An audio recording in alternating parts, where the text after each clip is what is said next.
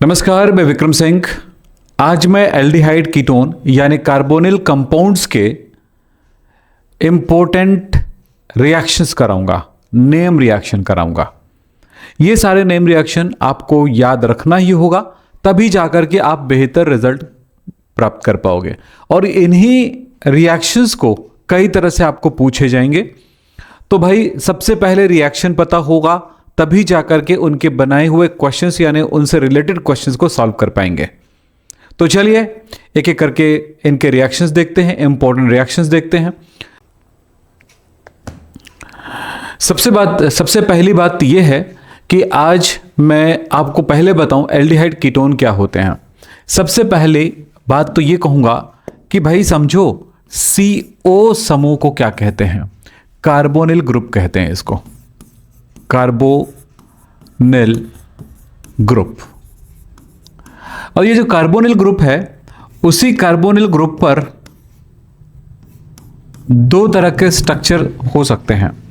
एक में क्या होगा कि RH होगा, यानी हम इसको लिख सकते हैं RCHO, ये CHO कहलाएगा। और दूसरे में क्या होगा R या R', इसको हम लिख सकते हैं RCOR'।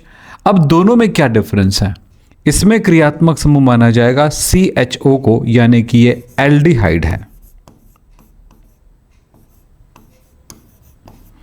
और ये जो है वो कीटोन है। तो समझें, CO समूह कीटोन और CHO समूह एल्डिहाइड होता है, लेकिन दोनों ही कार्बोनिल कंपाउंड कहलाएगा, क्योंकि दोनों में कार्बोनिल ग्रुप होता है, इसलिए इन दोनों को ही कार्बोनिल कंपाउंड कहते हैं।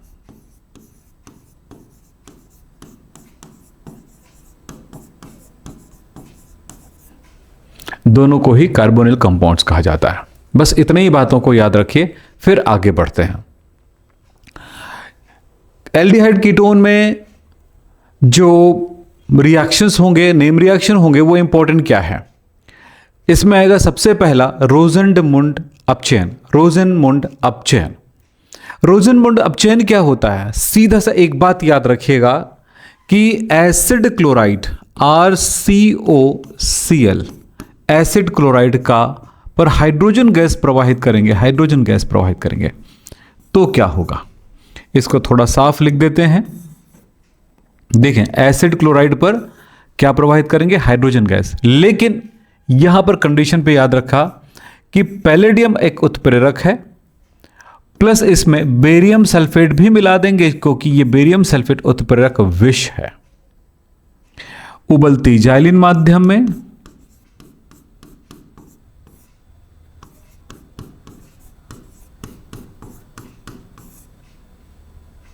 जाइलिन माध्यम, यानी कि जाइलिन जो है एक प्रकार का विलायक है। इसकी उपस्थिति में जब इनकी रिएक्शन कराते हैं तो ये एक हाइड्रोजन एक Cl को लेकर निकल जाता है, HCl बन जाएगा। प्लस बचा क्या है? बचा क्या है? देखें, एक H बचा हुआ है और ये पूरा स्ट्रक्चर बचा हुआ। इधर बचा क्या है?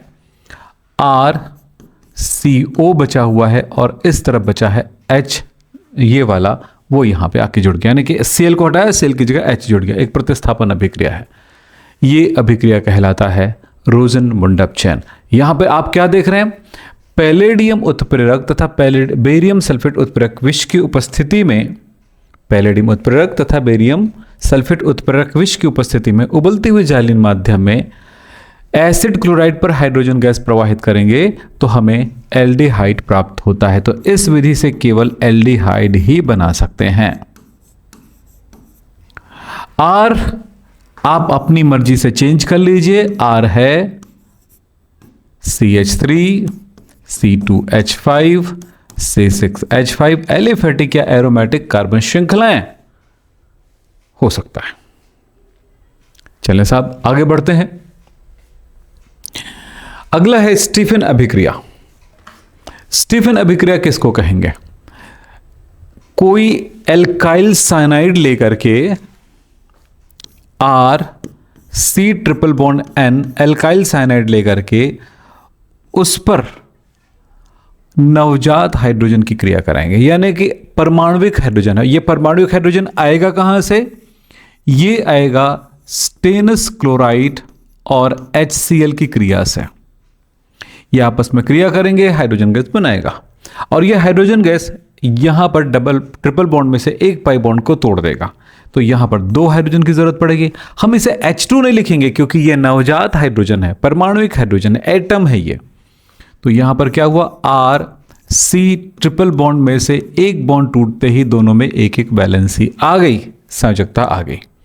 अब बॉन्ड टूटा तो दोनों हाइड्रोजन जुड़ जाएंगे, एक कार्बन पर और एक नाइट्रोजन पर। एक चीज अपने दिमाग में बिठा लीजिए, कभी भी NH दिखाई देगा ना तो आप रिएक्शन पानी से करा दीजिए। NH को इमीन कहते हैं, एमीन नहीं कहते, इमीन कहते हैं, क्योंकि ई डबल बॉन्ड के लिए।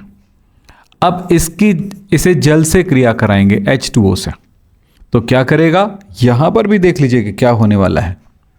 ये NH और ये दोनों H, देखो NHHH यानी कि NH3 बन गया। इस तरह से NH3 निकल जाता है, अमोनिया बन के निकल जाता है। मैंने कहा जब कभी भी NH दिखाई दे तो पानी के साथ अभिक्रिया करा दीजिए, तो ये निकल जाएगा NH3। इस तरह से अमोनिया निकल जाता है और बच गया O जो इसमें जुड़ जाएगा, तो RCH डबल बॉन्ड O और ये बन गया है एल्डिहाइड। हर जगह पे R जो मैंने बताया वही लागू होगा, समझे। एल्काइल मूलक यानी कि कार्बन श्रृंखलाएं, एल्काइल या एराइल मूलक। अब आप 2 रिएक्शन कर चुके हैं, एक कर चुके हैं आप रोज़ेनमुंड अपचयन और दूसरा स्टीफन विधि या स्टीफन अभिक्रिया। अगला रिएक्शन हमारे पास आने वाला है वो है गटरमैन कोच रिएक्शन। ये भी बहुत महत्वपूर्ण है, बहुत इंपॉर्टेंट है। इस अभिक्रिया को 2 पदों में समझें। पहला पद क्या होगा, जरा समझाता हूं, ध्यान से सुनिएगा। प्रथम पद, प्रथम पद में क्या होगा, सबसे पहली बात होगी, देखिए इस अभिक्रिया में होता क्या है। एक है, यहां पर ध्यान देना, गटरमैन कोच, कोच को कार्बन मोनोऑक्साइड के लिए लीजिए, तो कार्बन मोनोऑक्साइड की क्रिया पहले HCl से होगी, ये अभिक्रिया देखने को मिलेगा।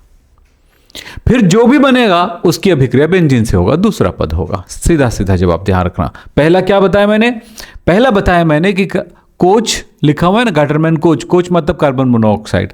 अब इसकी अभिक्रिया होंगी, तो कार्बन को जानते हैं कि 4 संयोजकताएं होता है CO कि 4 संयोजकताएं होती हैं, कार्बन की 2 संयोजकताएं बच गया है, ये लीजिए। तो अब आप समझो कि CO में से ये वाला संयोजकता बची है, तो इनके साथ H और Cl जुड़ जाएगा, एक के साथ H और एक के साथ Cl जुड़ जाएगा।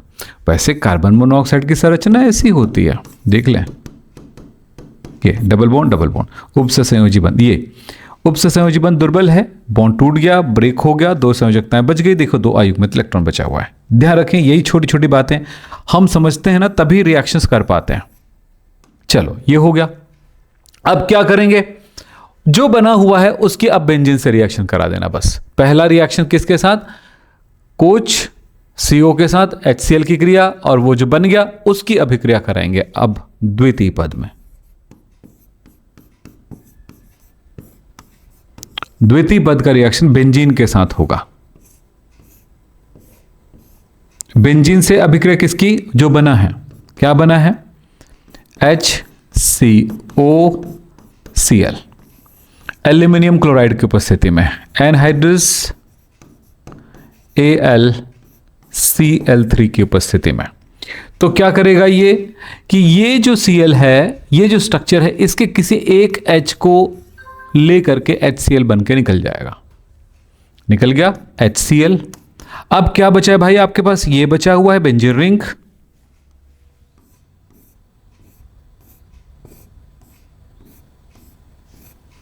ये बचा हुआ है आपके पास, और जगह खाली है, उस जगह पे कौन आके जुड़ जाएगा, ये जुड़ जाएगा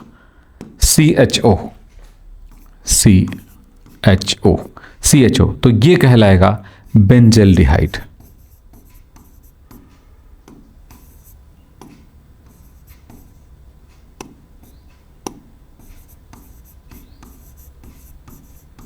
इस तरह से बेंजल्डिहाइड का निर्माण होता है। तो गटरमैन कोच रिएक्शन से आप क्या कर सकते हो, बेंजल्डिहाइड का निर्माण कर सकते हो। लेकिन याद रखना, पहली अभिक्रिया कार्बन मोनोऑक्साइड की HCl से अभिक्रिया, जो बना उसका अब बेंजीन से रिएक्शन। एक और गाटरमैन अभिक्रिया आएगा, गाटरमैन एल्डिहाइड संश्लेषण के नाम से। ये अब इसमें भी वही होने वाला है। तो यहां पर कोच नहीं लिखा है ना नाम में, तो वहां पर क्या करेंगे देखिएगा। प्रथम पद,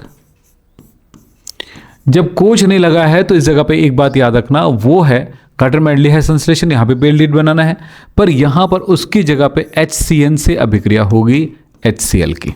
बस यही चेंज है, यही अंतर है।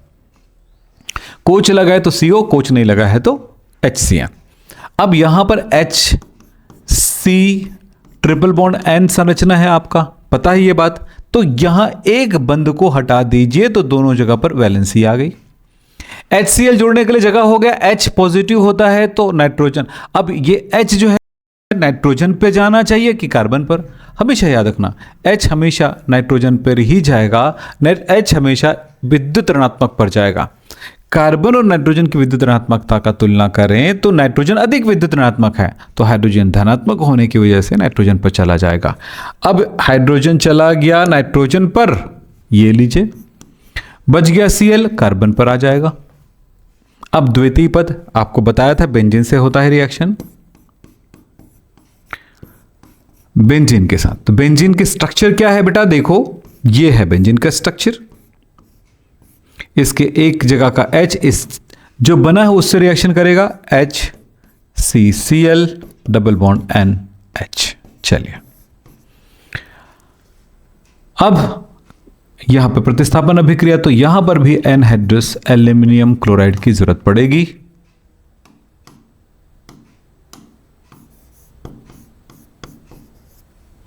तब क्या होगा, फिर वही बात होने वाला है कि ये Cl इस H को लेकर निकल गया HCl बन गया। बाकी स्ट्रक्चर जुड़ जाएंगे इनके साथ, तो ये बेंजीन है। अब क्या होगा, ये पूरा स्ट्रक्चर इस पे जुड़ जाएगा। Cl की जगह ये है, अब इस तरह से HCCl की जगह ये आ गया, डबल बॉन्ड NH। देख लें, बस आराम से जुड़ते हुए आगे निकलता है, कोई बहुत बड़ा दिमाग लगाने की जरूरत नहीं है। जो बच्चे रिएक्शंस पे से भागते हैं उनके लिए बता रहा हूं। ये बन गया। और अभी थोड़ी देर पहले बताया था, कहीं पर भी NH दिखाई दे तो पानी से रिएक्शन करा दीजिए। तो पानी से रिएक्शन कराओगे तो ये और ये निकल जाएगा, NH3 बन करके निकल गया, बच गया O। ये जो O बचा है इसमें जुड़ जाएगा, तो क्या बचा, HC डबल बॉन्ड O। ये भी देखो बेंजल्डिहाइड बन गया। ये गाटरमैन कोच एल्डिहाइड संश्लेषण नहीं है, ये गाटरमैन एल्डिहाइड संश्लेषण है। तो ये क्या बना, बेंजल्डिहाइड। इस प्रकार से बेंजल्डिहाइड का निर्माण होता है भाई। रिएक्शन देख लिया करें, रिएक्शन देखेंगे तो फिर आपके लिए आसान हो जाएगा। देखें, हो गया। यही बात यहां पर लिखा है, गाटरमैन अभिक्रिया का रासायनिक अभिक्रिया है, वह रासायनिक अभिक्रिया है जिसमें लुईस एसिड, ये उत्प्रेरक की उपस्थिति में हाइड्रोजन साइनाइड की और हाइड्रोजन क्लोराइड की मिश्रण को बेंजल्डिहाइड प्राप्त किया जाता है। तो ये जो बातें हैं ध्यान रखें। अगला एक बहुत ही आसान अभिक्रिया लेकिन बहुत ही इंपॉर्टेंट अभिक्रिया, और बहुत सारे बच्चे इस रिएक्शन को करते नहीं हैं या सोचते हैं कि शायद बहुत कठिन होगा। ऐसा कुछ नहीं है, कठिन तो कुछ है ही नहीं है, पर आपको बनाने आना चाहिए। बहुत आसान होता है, डबल बॉन्ड को तोड़ना और ऑक्सीजन को जोड़ना, ओजोन को जोड़ना, इससे ओजोनीकरण क्रिया होती है। तो ओजोनीकरण क्या है जरा देखें उस अभिक्रिया को। याद रखना, एल्कीन का ओजोनीकरण होता है, एल्कीन की ओजोन से रिएक्शन होगी। कोई भी एल्कीन ले लेता हूं मैं, चलिए मैं ले लेता हूं RCH double bond C R dash R double dash. मैं ये दिखाना चाहता हूं कि इस डबल बॉन्ड पर रिएक्शन हो रहा है।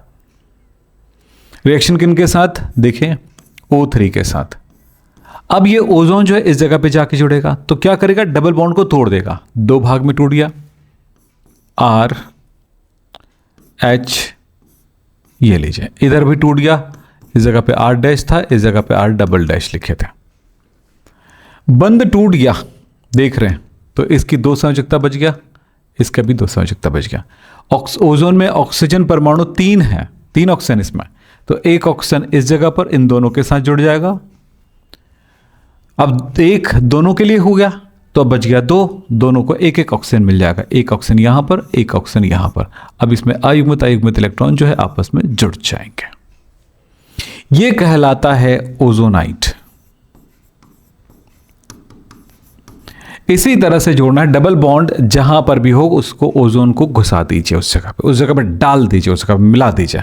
फाइनल क्या होगा, जब ये ओजोनाइट बन जाता है तो इसकी क्रिया पानी से क्रिया कराएंगे, पानी के साथ जिंक की उपस्थिति में गर्म करेंगे, बॉईल करेंगे, जल अपघटन होगा।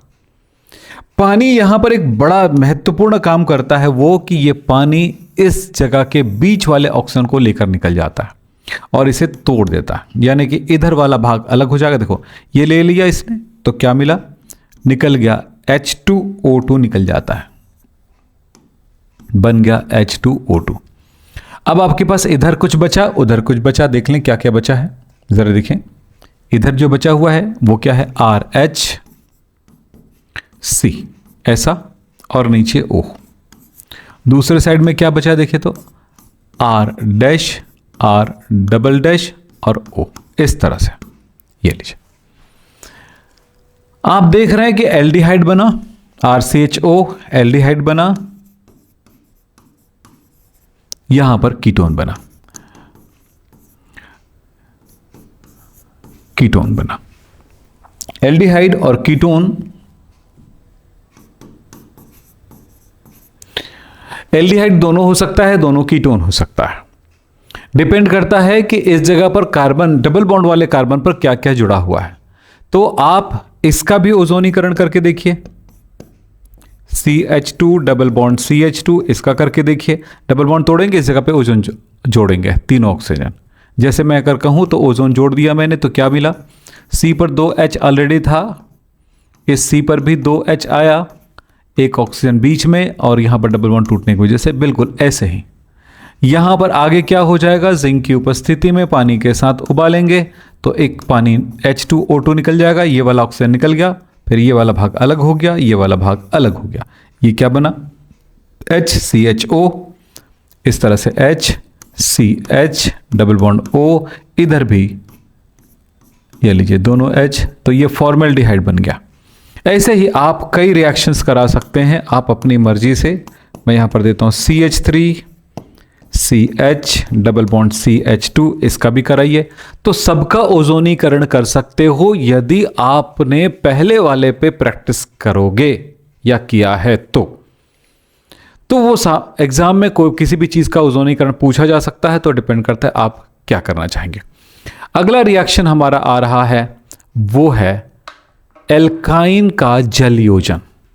एल्काइन के जल योजन को कहते हैं कुचेरोव रिएक्शन।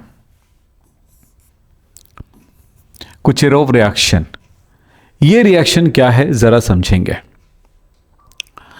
ये रिएक्शन होगा एल्काइन पर, एल्काइन जल को ग्रहण कर लेती है, तो वो कैसे करेगा जरा देखें। एल्काइन, मैं कोई सा भी एल्काइन लेता हूं, ये एसिटिलिन ले रहा हूं, HCH, ये वाला एसिटिलिन है। पहला रिएक्शन करके दिखाता हूं, ये जल की अणु को ग्रहण करेगा। जल की अणु कहां से आएगा, 1%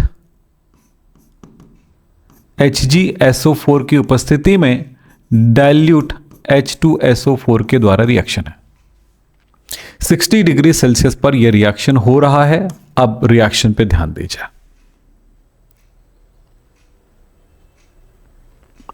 ठीक है। अब क्या होगा, यह बॉन्ड ब्रेक होगा, HC डबल बॉन्ड CH, ये लीजिए। अब बताओ क्या होगा, एक जगह पर, हाँ अब यहां पर ध्यान देना, पानी में 2 भाग होते हैं, H और OH, तो एक जगह पर H आ जाएगा और दूसरी जगह पर OH आ जाएगा। बस ध्यान रखना, ट्रिपल बॉन्ड में से एक बॉन्ड टूटेगा और उस जगह पर जल की अणु समाहित हो जाएगी। यह क्रिया होगा। जब यह क्रिया होगा तब क्या होगा, जल की अणु इसमें आ गया, पक्का। अब देखो जो मजेदार चीज है, कभी भी जिस कार्बन पर डबल बॉन्ड हो उसी कार्बन पर OH कभी भी स्थायी नहीं हो सकता है। यह बात हमेशा ध्यान रखना। डबल बॉन्ड कार्बन पर OH स्थायी नहीं है तो उसमें क्या होगा कि H, इसको कहते हैं चलाव्यता होना, यानी टॉटोमेरिज्म।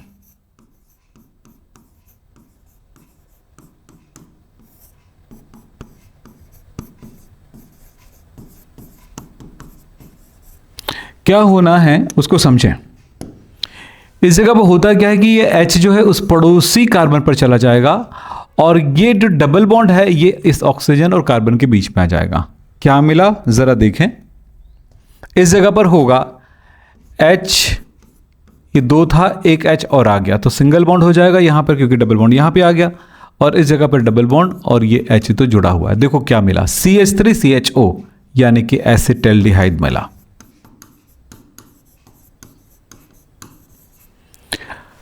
मार्कोनी-कफ के नियम के अनुसार यहां पर योग होता है।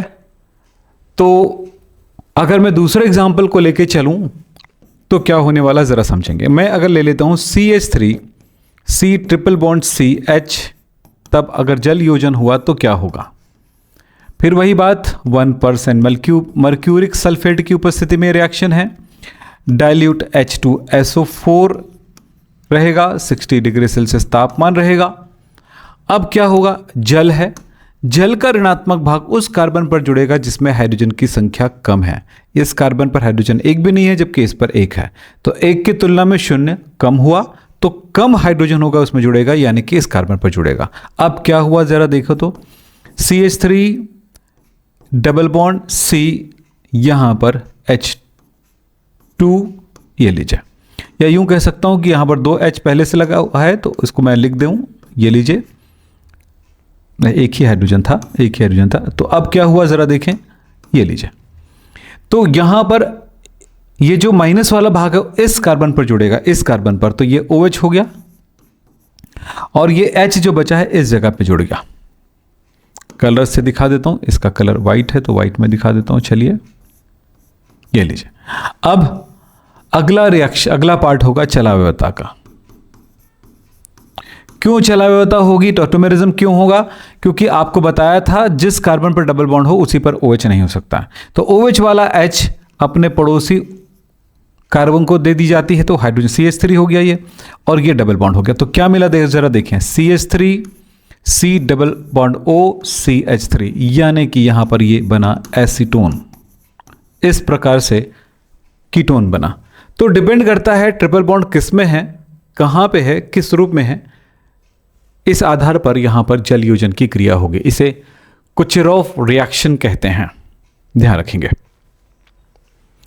अगला रिएक्शन है कैनिज़ारो अभिक्रिया। कैनिज़ारो अभिक्रिया बहुत इंपॉर्टेंट, सुपर इंपॉर्टेंट इस क्लास के लिए, और आप याद रखें कि इसको मुझे लगता है कि सभी बच्चों को याद भी होगा, है ना। तो चलो देखते हैं कैनिज़ारो रिएक्शन क्या है। कैनिज़ारो रिएक्शन में कुछ स्टेप्स पे ध्यान देंगे। अल्फा हाइड्रोजन विहीन एल्डिहाइड, यानी ऐसा एल्डिहाइड जिसमें अल्फा हाइड्रोजन नहीं होगा उसी एल्डिहाइड में रिएक्शन होगा। तो पहली बात तो ये बताया गया कि यह रिएक्शन एल्डिहाइड में होता है, लेकिन कैसे एल्डिहाइड में होगा, जिसमें अल्फा हाइड्रोजन नहीं होगा, ऐसे एल्डिहाइड में होगा। दूसरी बात कहता है कि यह अभिक्रिया होगी सांद्र एवं प्रबल क्षार के साथ होती है, जिससे एल्डिहाइड के एक अणु के अपचयन से अल्कोहल और दूसरे अणु के ऑक्सीकरण से कार्बोक्सिलिक अम्ल का लवण बनता है। ये 3 बातों पर ध्यान देंगे। पहली बात, अल्फा हाइड्रोजन विहीन एल्डिहाइड की क्रिया सांद्र एवं प्रबल क्षार के साथ कराने पर एल्डिहाइड के एक अणु के अपचयन से अल्कोहल और दूसरे अणु के ऑक्सीकरण से कार्बोक्सिलिक अम्ल का लवण प्राप्त होता है। बस इतना ही ध्यान रखें। यहां पर एग्जाम्पल मैं बता देता हूं 2 चीजों का, रिएक्शन बता देता हूं, रिएक्शन पे ध्यान दें। HCHO ये फॉर्मेल्डिहाइड है।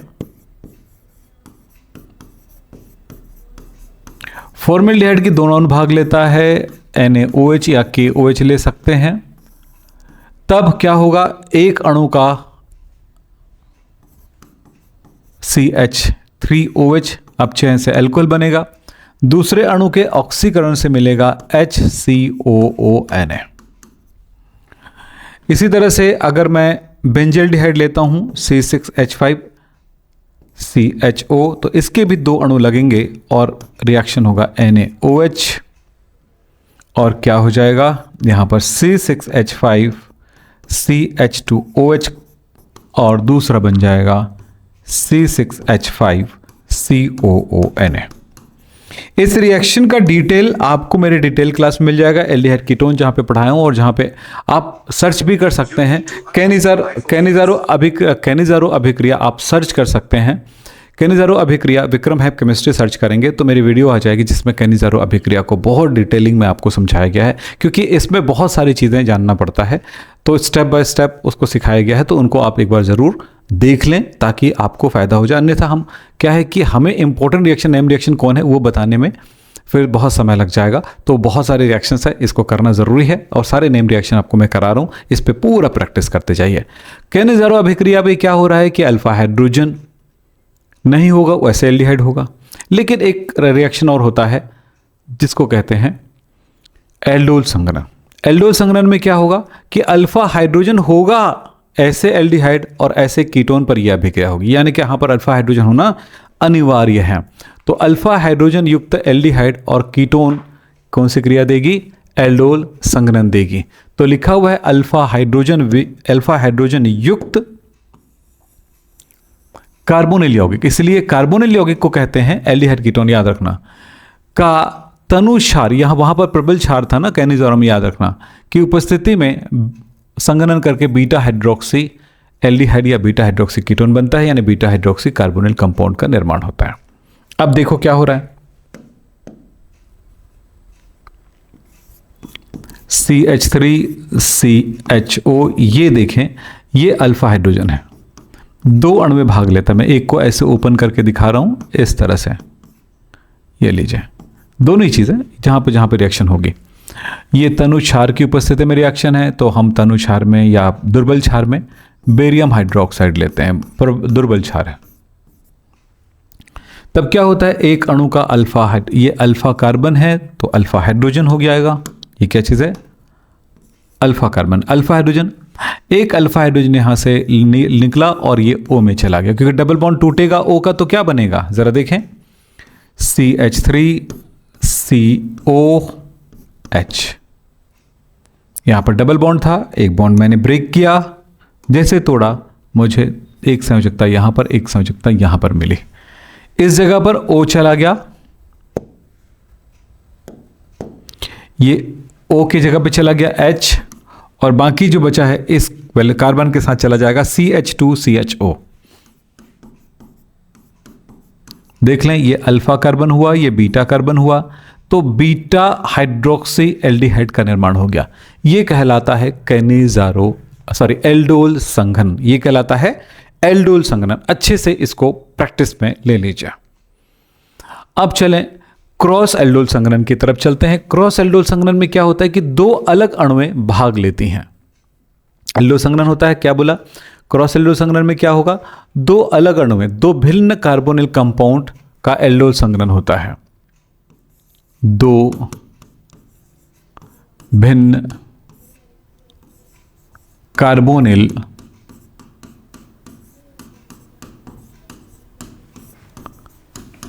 यौगिकों का एल्डोल संघनन होता है। एल्डोल संघनन होता है। इसे कार्बोनिल, इसे क्या कहते हैं, क्रॉस एल्डोल संघनन कहते हैं। इसे क्रॉस एल्डोल संघनन कहते हैं। एल्डोल संघनन कहते हैं ना, क्रॉस एल्डोल संघनन।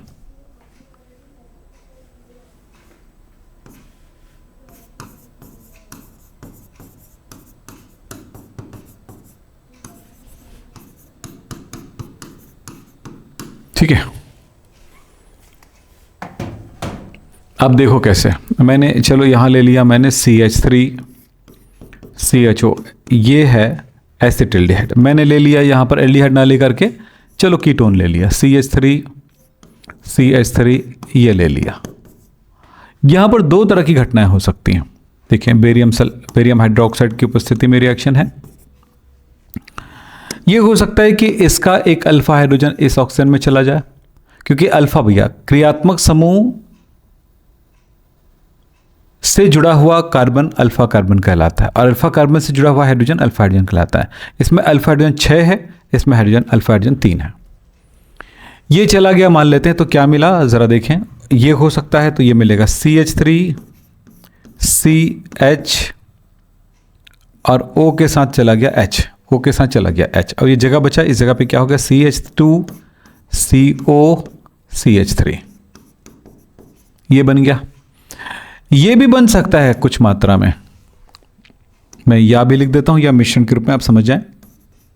या ये भी बन सकता है क्या, यहां का अल्फा हाइड्रोजन, यहां का एक अल्फा हाइड्रोजन इस ऑक्सीजन में चला गया, तो क्या मिला देखो तो CH3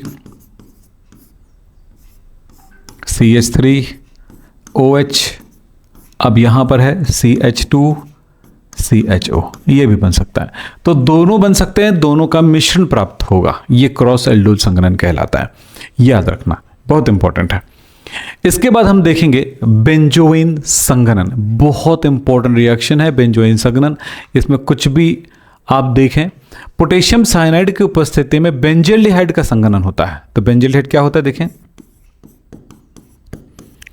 CHO, दो अणु में भाग लेंगे, C6H5 CHO, पर यहां पर हमने लिया है पोटेशियम साइनाइड। एक और रिएक्शन में साथ ही में बता देता हूं, टिशेन्को अभिक्रिया। टिशेन्को अभिक्रिया से सेम रिएक्शन देखने को मिलेगा, लेकिन थोड़ा अंतर आएगा, उसे समझना है। यह भी बेंजल्डिहाइड है, मैं लिख देता हूं नाम,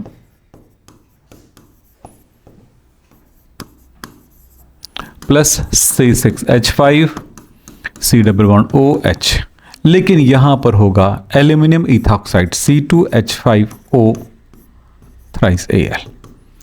यहां पर देखें क्या हुआ, पोटेशियम साइनाइड की उपस्थिति में हो रहा है और यहां पर रिएक्शन हो रहा है एल्यूमिनियम इथॉक्साइड के साथ।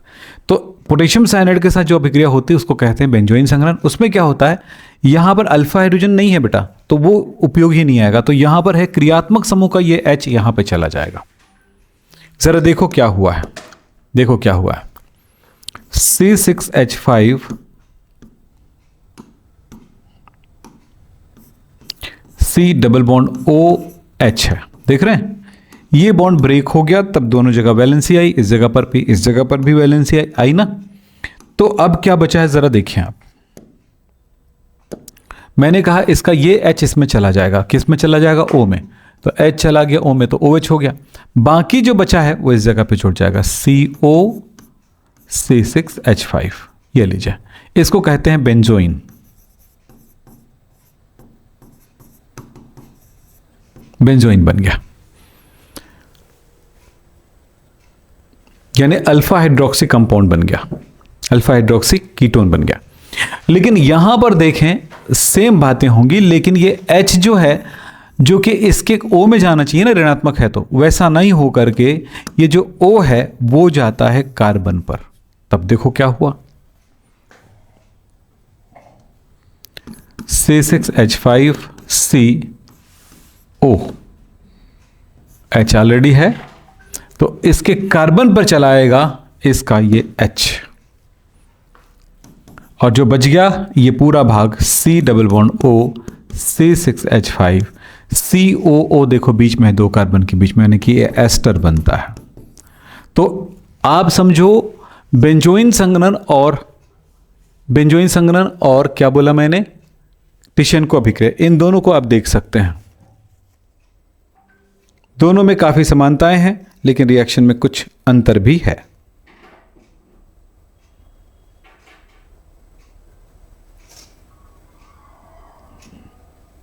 देख लें,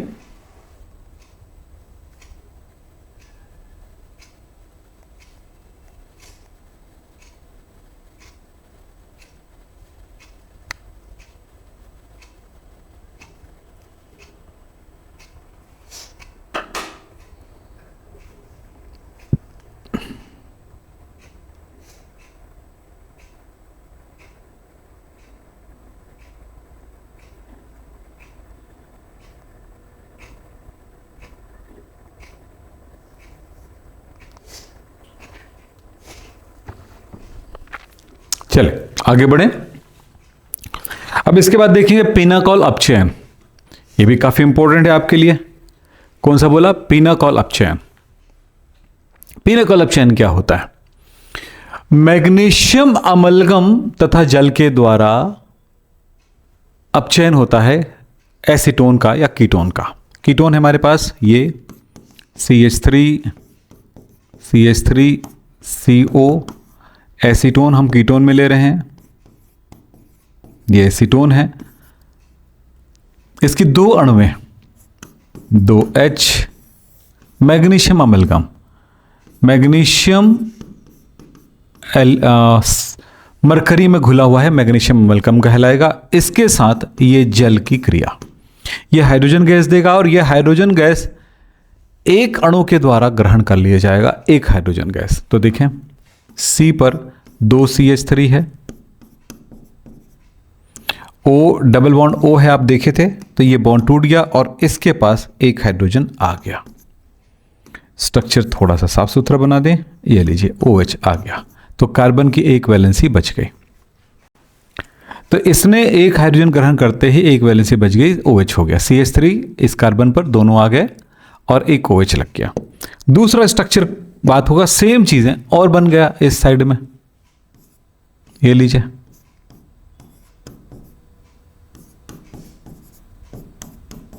और ये जो बचा हुआ है दोनों वैलेंसी आपस में जुड़ जाएगा।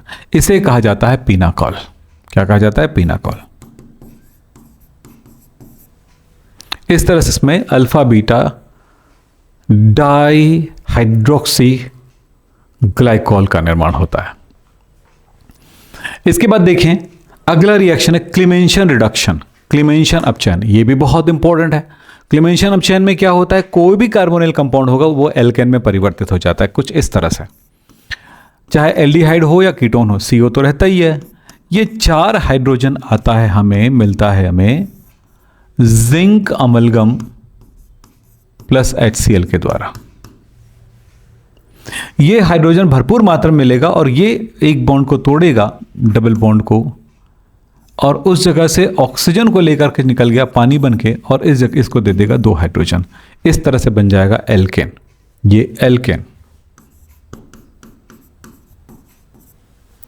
चलिए एक एग्जांपल दिखाते हैं आपको, उदाहरण। मान लीजिए मेरे पास CH3CHO है, एसिटिल्डिहाइड। 4 हाइड्रोजन यहां से मिला, जिंक अमलगम प्लस HCl से। ये एक ऑक्सीजन 2 हाइड्रोजन निकल गया पानी बन करके, 2 हाइड्रोजन बचेगा, इसमें जुड़ जाएगा। तो क्या हो गया देखो तो, CH3CH2H, यानी क्या बन गया? हम इसको लिख सकते हैं CH3CH3, यानी कि ईथेन बन गया, एक एल्केन है। Methane, ethane, propane, butane, pentane, जो बनाना चाहेंगे आप बना सकते हैं, लेकिन डिपेंड करता है आपने कौन सा कंपाउंड लिया है। अगर आप एसीटोन लेंगे तो ये प्रोपेन बन जाएगा। ठीक, चलिए अगला रिएक्शन है आपका विकार्बोक्सिलीकरण, डीकार्बोक्सिलेशन। विकार्बोक्सिलीकरण यानी कि डीकार्बोक्सिलेशन, यानी कार्बोक्सिलिक एसिड वाला समूह जो होता है वो निकल जाएगा। तो ये रिएक्शन होगा किसी कार्बोक्सिलिक अम्ल में, RCOOH की जगह पे हम लेंगे कार्बोक्सिलिक अम्ल का सोडियम लवण। इनकी अभिक्रिया होगी NaOH के साथ और सोडा लाइम के साथ। तो सोडा लाइम क्या है मैं आपको जरा बताता हूं। सोडा लाइम के साथ गर्म करेंगे, कार्बोक्सिलिक अम्ल के सोडियम लवण को सोडा लाइम के साथ गर्म करेंगे। सोडा लाइम होता है सोडियम हाइड्रोक्साइड और लाइम होता है कैल्शियम ऑक्साइड यानी कि चूना। इनके साथ गर्म करेंगे। ऐसा करने पर होता क्या है, ये इतना भाग निकल जाता है, NaCOO यानी Na2CO3 निकल जाता है। बचा क्या है जरा देखें, उधर से बचा है R, इधर से बचा है H, ये बन गया एल्केन। तो आप देख रहे हो कि इस जगह का COO निकल गया है, जैसा कि कार्बन डाइऑक्साइड निकल गया है, ऐसा लगता है। इसी को कहते हैं वी कार्बोक्सिलीकरण, कार्बोक्सिलिक समूह हट जाना। अगर मेरे पास ये होता तो CH3COO Na होता तो क्या होगा, NaOH से रिएक्शन हो रही है, सारे कंडीशन सेम है, जो मैंने यहाँ पर लिखा है वो लिखेंगे। तो ये निकल गया यहाँ तक, तो बन गया देखो Na2CO3 और क्या बच गया CH3HCH4। इस तरह से मीथेन का निर्माण हुआ। तो आप ले सकते हैं, जो लेना चाहे C2H5 लेंगे तो C2H6 निकल जाएगा। तो ये है वी कार्बोक्सिलीकरण क्रिया, ये भी बहुत इंपॉर्टेंट है। कार्बन की संख्या को कम करने के लिए इस विधि का उपयोग किया जाता है। अगला रिएक्शन हम देखेंगे कोल्बे अभिक्रिया। कोल्बे अभिक्रिया है विद्युत अपघटनीय अभिक्रिया। कार्बोक्सिलिक अम्ल के सोडियम या पोटेशियम लवण को विद्युत अपघटन कराएंगे तो एल्केन प्राप्त होगा। वहां पर कार्बन की संख्या कम हो रही थी, यहां पर दो अणु आपस में जुड़ करके सम संख्या में कार्बन का निर्माण कर रहा है, सम संख्या कार्बन वाला एल्केन का निर्माण कर रहा है। तो यह जरा देखें इसमें क्या होगा। RCOONA का विद्युत अपघटन कराते हैं, पानी इसका जल अपघटन करेगा, विद्युत अपघटन,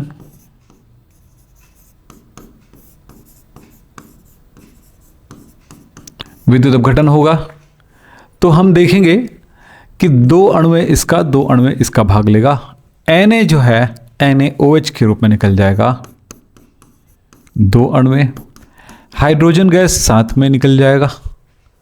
तो ये क्रिया होगी पॉजिटिव के पास, यानी Na नेगेटिव है, नेगेटिव पास होगा, यानी कि कैथोड पर यह अभिक्रिया होगी, नेगेटिव पर। दूसरा RCOO माइनस नेगेटिव होता है तो पॉजिटिव पर क्रिया होगा। तो क्या होगा, दो कार्बन डाइऑक्साइड गैस निकलेगा और दो R जो बचेगा वो दोनों जुड़ जाएगा एल्केन, ये एनोड पर होगा। ये विकार्बोक्सिलीकरण है। इस अभिक्रिया को मैंने शॉर्ट में एक लाइन में लिखा है और उदाहरण दे देता हूं मैं आपको इसी तरह का। मैकेनिज्म पूछा जाए तो डिटेल वाली क्लास में आप जरूर देख लीजिएगा। मान लेते हैं मैंने लिया CH3COONA, इसकी दो अणु लूंगा, दो जल की अणु लेंगे, विद्युत अपघटन की क्रिया होगी, तब क्या होगा, यहां से ये NaOH की दो अणु मिलेगा, हाइड्रोजन गैस मुक्त होगा और मिलेगा दो कार्बन डाइऑक्साइड की अणु प्लस CH3 बचता है, दोनों CH3 आपस में जुड़ करके ये बनाएगा, यानी कि ईथेन बनाएगा, C2H6 का निर्माण करेगा, इसको कहेंगे ईथेन। ये लीजिए साहब, स्मीट अभिक्रिया या प्राथमिक एमिनो का बनना। स्मीट अभिक्रिया का निर्माण कैसे, स्मीट अभिक्रिया में क्या होगा ये जरा देखें। कोई भी कार्बोक्सिलिक अम्ल ले लें, ये लीजिए RCOOH, इसको हाइड्रोजोइक अम्ल के साथ क्रिया कराएंगे, ये हाइड्रोजोइक अम्ल है।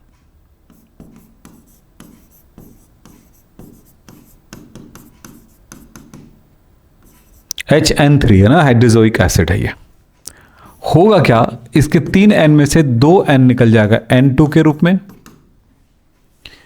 यहां से CO2 निकल जाएगा, कार्बन डाइऑक्साइड निकल गया।